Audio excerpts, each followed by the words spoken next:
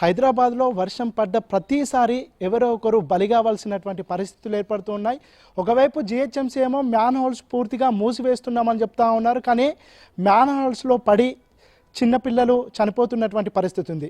2000 సంవత్సరం నుంచి 2014 వరకు కేవలం 8 మంది మాత్రమే మ్యాన్ హోల్స్లో పడి చనిపోయారు. కానీ 2014 నుంచి ఇప్పటి వరకు 68 మంది చిన్నపిల్లలు మ్యాన్ హోల్స్లో పడి చనిపోయారు. కానీ చనిపోయిన ప్రతిసారి ఇది కేవలం మా పిల్లలే అన్నెసెసరీగా బయటకు వచ్చారు, పేరెంట్స్ తప్పిదాము, పేరెంట్స్ పిల్లల్ని కేర్లెస్గా బయటకు పంపించారని పేరెంట్స్నే తప్పు పట్టిస్తున్నారు తప్ప ఇది ఒక మానవ తప్పిదంగా ఎవరు గుర్తించట్లేదు. ఒక 2.5 సంవత్సరాల క్రితం కూడా మ్యాన్ హోల్స్లో పడి సుమేధ అనే చిన్నారి చనిపోయింది.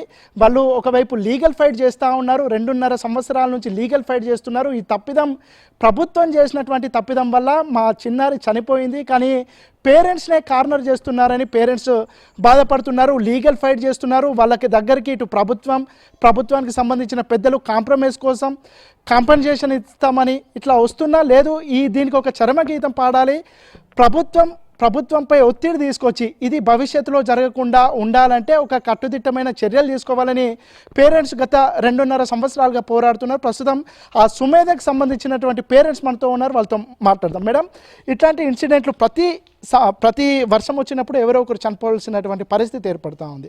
పిల్లలు చనిపోయినప్పుడు ప్రభుత్వం బాధ్యత తీసుకోకుండా చాలా బాధ్యత రాహిత్యంగా పేరెంట్సే వాళ్ళను బయటకు పంపించినటువంటి పరిస్థితి ఉందని పేరెంట్స్ని డిఫామ్ చేసే ప్రయత్నం చేస్తున్నారు. గతంలో మీ పాప విషయంలో అలాగే జరిగింది. ఈరోజు కూడా అమ్మాయిని, చిన్న పిల్లల్ని పాల ప్యాకెట్ కోసం ఎందుకు పంపిస్తారని ప్రభుత్వ పెద్దలు మాట్లాడుతున్నటువంటి పరిస్థితి. అసలు ఏం చెప్తారు ఈ పూర్తి ఎపిసోడ్పై? నమస్తే అండి అందరికీ. ఈ ఎపిసోడ్ గురించి అంటే first prevention is better than cure అంటారు. కానీ మన వాళ్ళు, మన ప్రభుత్వం, మన మున్సిపల్ డిపార్ట్మెంట్ ఏదైనా సరే ప్రివెన్షన్ కానీ ప్రికాషనరీ కానీ దేని మీద వీళ్ళ కాన్సన్ట్రేషన్ ఉండదు. కానీ ఇష్యూ జరిగినప్పుడు బ్లేమ్ గేమ్ అనే ఆడడం మటుకు జిహెచ్ఎంసీ కానీ గవర్నమెంట్ కానీ లేదా పోలీస్ డిపార్ట్మెంట్ కానీ బ్లేమ్ గేమ్ మీద పేరెంట్స్ని కార్నర్ చేస్తున్నారు. బట్ ఎవ్రీ టైం మీరు మ్యాన్ హోల్స్ కానీ నాలాస్ కానీ ఎందుకు ఓపెన్గా రెసిడెన్షియల్ కాలనీస్లో ఓపెన్ చేసి వదిలేస్తున్నారు అని ఒక క్వశ్చన్ రేస్ చేస్తున్నప్పుడు ఎవరూ దానికి ప్రాపర్ ఆన్సర్ ఇవ్వలేరు. ఒక కమిషనర్ ఇచ్చిన ప్రొసీజర్ ప్రకారమో లేకపోతే ఒక ఆర్డర్ వచ్చిందన్న ప్రొసీజర్ ప్రకారమో పట్టుకుని మేము నాలాస్ ఓపెన్గానే వదిలేస్తాం. ఈవెన్ మా కేసులో కూడా జరిగింది అదే.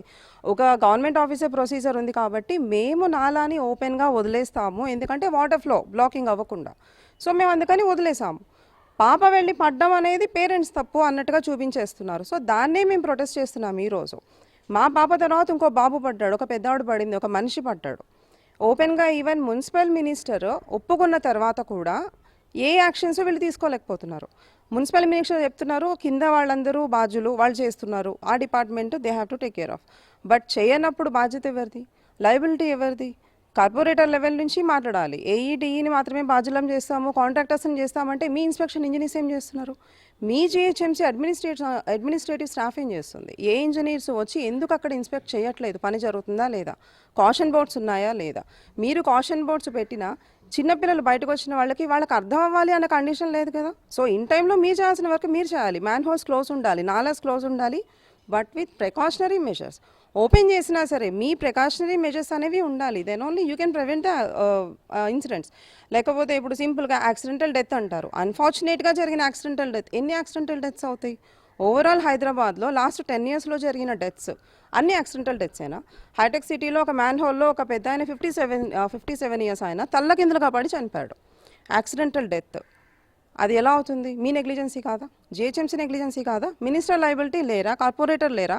ఇవాళ జరిగిన ఇన్సిడెంట్లో ఈవెన్ ఎక్స్ కార్పొరేటర్కి తెలుసు ఆ ఏరియాలో ఆ ప్రాబ్లం ఉందని తెలుసు. దెన్ మీరు ఎందుకు దాన్ని ప్రివెంట్ చేయలేకపోయారు? ప్రికాషన్ ఎందుకు తీసుకోలేకపోయారు? 2-3 days నుంచి అక్కడ రోడ్ ఎక్స్పాన్షన్ జరుగుతుంది, రోడ్ ఏదో ఎరోషన్ జరుగుతుంది అంటున్నారు. సో మీ వాళ్ళు ఏం చేస్తున్నారు? ఇవాళే వర్షం పడింది, నిన్న మొన్న ఏం చేశారు? ఇలాంటి క్వశ్చన్స్ అన్నీ ఎవరు రేస్ చేస్తారు? రేస్ చేసిన మాలాంటి వాళ్ళ మీద మాకే వస్తాయి మళ్ళీ ఎలిగేషన్స్. పేరెంట్స్ వదిలేశారు, లేకపోతే దాన్ని మేమే ప్రూవ్ చేసుకోవాల్సి వస్తుంది. ఆ రోజు వర్షం పడింది, లేకపోతే ఇన్ని సెంటీమీటర్స్ వర్షంలో పిల్లలు బయటకు వచ్చారు. ఏ టైంలో బయటకు వచ్చినా మీ ఏరియాస్ మా బాధ్యత అని చెప్తారు మున్సిపల్ డిపార్ట్మెంట్. మేము మీకు ఇన్ఫ్రాస్ట్రక్చర్ ఫెసిలిటీస్ ఇస్తున్నాము, but where are the exact actions అండి? అదే క్వశ్చన్ అందరం రేస్ చేయాలి. అది ఈరోజు జిహెచ్ఎంసీ నుంచి మినిస్ట్రీ లెవెల్ వరకు అందరూ బాధ్యులే ఈ చావుకి కూడా. As a mother, as a human నేను చెప్తున్నాను, అందరూ బాధ్యులే, మీరందరూ బాధ్యులే. ఆ 9 years పాప డెత్కి మీరందరూ బాధ్యులే.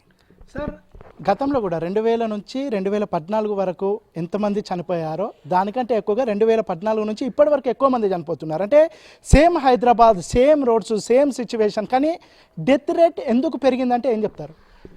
देखिए ये पूरा एक मैन मेड इशू है, ठीक है. जीएचएमसी वाले बोलिए या कोई भी बोलिए, वो लोग बोल रहे हैं ये नेचुरल कैलेमिटीज़ है. ये नेचुरल कैलेमिटीज़ किसी भी तरीके से है नहीं. हम लोग अगर रिकॉर्ड देखते हैं 2000 से लेके 2014 तक टोटल जो नाला में डेथ का नंबर्स है वो 8 है. वहीं पे 2014 से लेके आज के दिन तक टोटल इंसिडेंट है 59 और टोटल डेथ है 68. तो ये एक क्लियर इंडिकेशन है कि डेथ रेट तो बढ़ा. अब अगर ये एक्सीडेंट है, रोड में भी कहीं पे एक्सीडेंट होते हैं तो वहाँ पे लिखाया जाता है एक्सीडेंट पॉन एरिया. ऑलरेडी यहाँ पे एक डिपार्टमेंट है, उसमें एक मिनिस्टर है, उसके बाद भी आज के दिन में भी हर साल अगर 5 बच्चे या 5 लोग नाले में गिर के मरता है तो वो इशू क्लियरली मैन मेड है. सबसे पहले देखिए ये इशू शुरू कहाँ पे हुआ. 2014 में हैदराबाद में एक नोटिफिकेशन इशू हुआ कि घर में जितने भी सेप्टिक टैंक है उसको नाले में कनेक्ट करो. नाले में कनेक्ट किया तो हैदराबाद में जो 156 लेक था उसमें लैंडफिल का काम किया ह्यूमन वेस्ट. अब ह्यूमन वेस्ट जहाँ पे लैंडफिल का काम किया, लेक फिल हो गया. अब लेक फिल हो गया तो डेफिनेटली जो ड्रेन की वाटर कैपेसिटी है वो उतना होता नहीं है. उसके साथ साथ रोड के आजू बाजू में जो लैंड था, सॉइल था, उसको पूरा आज के दिन में ब्यूटिफिकेशन के नाम पे सीमेंट कर दिया गया, कंक्रीट स्लैब लगा दिया. कंक्रीट स्लैब लगाने की वजह से मिट्टी में जो वाटर इनटेक होता वो ख़त्म हो गया. अभी पूरा भागता है नाले की तरफ. अब जब पूरा एक एरिया का पानी वहाँ पे आके एक नाला में गिरेगा, उसकी कैपेसिटी कितना होगा. लेक ऑलरेडी फिल है तो डेफिनेटली वो वाटर रोड पे आएगा. अभी आईएमडी के हिसाब क्या बोलता है, आईएमडी के हिसाब ये बोलता है कि अगर पूरे दिन में 10 सेंटीमीटर के ऊपर बारिश है तो उसको हेवी रेन कहा जाता है. हैदराबाद के हालत आज के दिन में ये हैं कि 1 आवर में 7 mm बारिश भी होता है तो हैदराबाद कॉरपोरेशन जीएचएमसी उसको हेवी रेन बोल के डिक्लेयर करता है. इस हिसाब से देखा जाए अप्रैल से लेकर सितंबर तक महीने में, ये 5 महीने में कम से कम नहीं तो 100 दिन डिक्लेयर होता है आज बारिश होगा. तो 100 दिन अगर लोग घर में बैठेंगे तो उसकी ज़िंदगी कैसे चलेगा. ठीक. अब इसके बाद आते हैं पॉलिटिकल जो नेता है, इन लोगों की कमिटमेंट. ये लोग एक जगह पे आते हैं, कमिट करके जाते हैं, 1 साल में पूरा हो जाएगा. इस मामले में मेरी खुद यहाँ का जो एमएलए है मिस्टर हनुमंत राव, उनसे मेरी बात हुई थी. जब मेरी बेटी का डेथ हुआ वो आके बहुत ज़ोर से बोल के गए 1 साल के अंदर ये प्रॉब्लम सॉल्व करता हूँ. 2 साल हो गया, उन्होंने यहाँ पे एक बॉक्स बनवाया. जब मैंने उनको 2 साल के बाद पूछा नहीं हो रहा है क्या करें, ये उनका रिप्लाई था. इसका वीडियो आज के दिन में भी मेरे पास है. ठीक है. यही बात अगर आम जनता बोले टैक्स के लिए पैसे नहीं हो रहा है, इलेक्ट्रिक बिल के लिए पैसे नहीं हो रहा है, मान लेगा गवर्नमेंट? नहीं मानते. जब गवर्नमेंट नहीं मानते तो गवर्नमेंट के जो रिप्रेजेंटेटिव है वो पब्लिक को क्यों फोर्स कर रहे हैं ये मानने के लिए कि काम नहीं हो रहा है. మేడం ఇవన్నీ సైంటిఫిక్గా చాలా తప్పులు చేస్తూ ఉంది ప్రభుత్వం చేయాల్సినటువంటి బాధ్యతలను పూర్తిగా విస్మరిస్తూ ఉంది. వర్షం పడేటప్పుడు మ్యాన్ హోల్స్ని కవర్ చేయడం కానీ దాన్ని మూసివేయడం కానీ పూర్తిగా డినై చేసి చివరికి విక్టిమ్ బ్లేమింగ్ చేసే ప్రయత్నం చేస్తూ ఉంది. మీరు అనవసరంగా పిల్లల్ని బయటకు పంపించారు అని బాధితులపైనే బండలు వేసే ప్రయత్నం చేస్తూ ఉంది. ఏం చెప్తారు దీనిపై? ఏం చెప్తామండి, మనుషులకైతే చెప్పచ్చు. ఇలా విక్టిమ్ బ్లేమ్ గేమ్ చేసేటప్పుడు అంటే ఇంకా పేరెంట్స్ హ్యావ్ టు స్టాండ్, అంతే, వాళ్ళే స్టాండ్ తీసుకోవాలి. And I request and demand ఏదన్నా అనుకోండి, ప్రతి ఒక్క ఏరియాలో అంటే GHMC, municipal limits, overall Hyderabad, Secunderabad ఎక్కడైనా తీసుకోండి, I request all the ministers అనమాట, ఫ్రమ్ ద కార్పొరేట్ లెవెల్ నుంచి నేను అందరికీ చెప్తున్నాను, మీ ఏరియాస్లో వెన్ యూ నో ప్రాబ్లం అక్కడ ఉంది. ఇదే మాట నేను మా అమ్మాయి చనిపోయినప్పుడు చెప్పాను. మీకు తెలుసు ఎక్స్ కార్పొరేటర్స్ లేదా ఇప్పుడు నడుస్తున్న ప్రజెంట్ కార్పొరేటర్స్, ఎమ్మెల్యేస్ ఎవరికైనా సరే ఆ ప్రాబ్లం అక్కడ ఉంది అని అధికారపక్షం విపక్షం అందరికీ తెలుసు. తెలిసినప్పుడు ఎవరు ఎందుకు ఏం చేయలేకపోతున్నారు? ఏ మొహాలు పెట్టుకుని మళ్ళీ మీరు ఓట్లు అడగడానికి వస్తారు మా దగ్గరికి? అప్పుడు మనుషుల్ని గుర్తుపట్టలేని వాళ్ళు ఓట్లు అడగడానికి మళ్ళీ ఎలా వస్తున్నారు? విత్ ఫోన్ నెంబర్స్ వెతుక్కుంటూ వస్తున్నారు కదా. సో మీకు తెలిసినప్పుడు ఆ ప్రాబ్లమ్స్ అక్కడ ఉన్నాయి. మనుషులు చచ్చిపోయిన తర్వాత మీరు వచ్చి ఎస్ వీ నో, కానీ ఇది ఇంతనే చిన్నగా ఉంది, ఇది ఇంతనే పెద్దగా ఉంది, మీకు కావాల్సిన సైజులో డ్రైన్స్ చేయించుకుని పెట్టుకుంటారు. పడేవాళ్ళు అదే సైజులో ఉండాలా అండి? కండిషన్ లేదు కదా. ఇప్పుడు ఇంత సైజే ఉంది, ఆ పాప అందులో స్లిప్ అయ్యి ఎలా పడుతుంది అనే క్వశ్చన్ రైజ్ చేస్తున్నారు. అడిగే ముందు మీరు బుర్ర పెట్టవచ్చు కదా. అసలు మీకు ఇష్యూ సెన్సిబిలిటీ అనేది ఉంటుందా అనేది నా క్వశ్చన్. ఇష్యూ జరిగినప్పుడు పడుతుందా, పడిందా, ఇంకేమైనా జరిగిందా అని మాట్లాడే బదులు ఎస్ జరిగింది, మేము తీసుకుంటాం, ఇన్ఫర్మేషన్ తీసుకుని మేము కేర్ తీసుకుంటామని చెప్తారు. ఇష్యూ సెన్సిబిలిటీ అనేది లేకుండా మాట్లాడితే ఇంకా వాళ్ళని మనం ఏం చెప్పాలి? Parents have to take stand. మనం ఇంకా లీగల్ ఫైట్ చేసుకోవడమే అది. ఇటు మంత్రులు కానీ లేదంటే జిహెచ్ఎంసీకి సంబంధించిన కమిషనర్ కానీ మేయర్లు కానీ వీళ్ళందరూ కానీ కనీసం బాధితుల దగ్గరకు వచ్చే ప్రయత్నం కూడా చేయట్లేదు. అసలు ఏం జరిగింది అని వాళ్ళ దగ్గర నుంచి వాళ్ళ వెర్షన్ కూడా వినకుండా వాళ్ళే ఓపెన్ స్టేట్మెంట్లు ఇస్తున్నటువంటి పరిస్థితి. మీ పాప విషయంలో అప్పుడు చనిపోయినప్పుడు మిమ్మల్ని ఎట్లా జరిగింది అప్పుడు ఇన్సిడెంట్? देखिए, इसमें सबसे बड़ी दो बातें आती है, ठीक है।